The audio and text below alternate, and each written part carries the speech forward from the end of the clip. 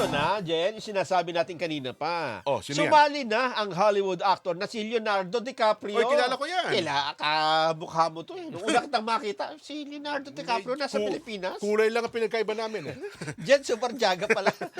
Ito ho'y sa panawagan na protektahan daw po ang masungi Geo Reserve ng Pilipinas. Nag-post po ito sa Instagram eh, ha?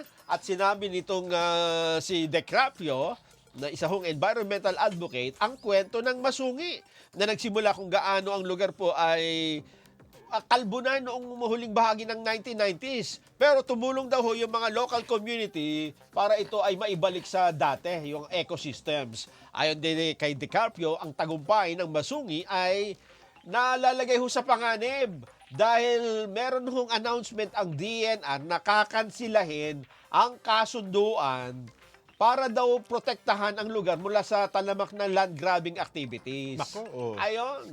Sabi nitong si DiCaprio, mababaliwala ang kanselasyon nito at matagumpay na conservation effort at posibleng magkaroon uli ng minahan dyan at Nako. pagputol ng mga puno at illegal development. Ayan, no?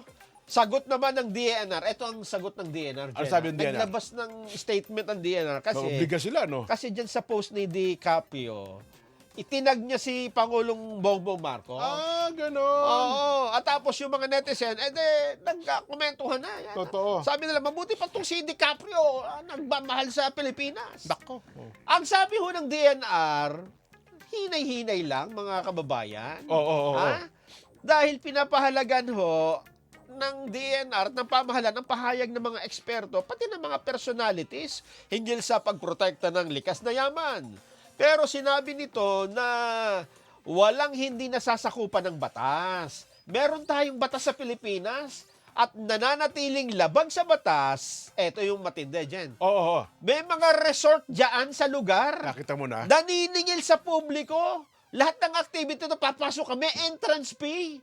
So, naging ito, dyan ang sinasabi kasi nila, kami nagprotekta rito, kami nagtayo dito ng Sila na ngayon ang naniningil. Naku po. Ang sabi ng DR, teka muna, hindi ho po pwede yan. Government property yan ha? Kasalukuyan ay iniimbestigahan na po itong joint venture agreements at yung supplemental agreement para sa pabahay ng gobyerno sa lugar. Nakita mo na na. pinirmahan din ng mga opisyal ng Masungi Geo Reserve Foundation. Ayun. Ibig sabihin, may pabahay hong naka-project niyan. Oo. Di ba may plano pa nga yung, yung Bucor? Diyan din ilagay yung ating pambansang piitan? Yes! Nako. Mabuti pa nga itong nangyari. Paano ngayon dito? Si DiCaprio na pananawagan, ano? Oo.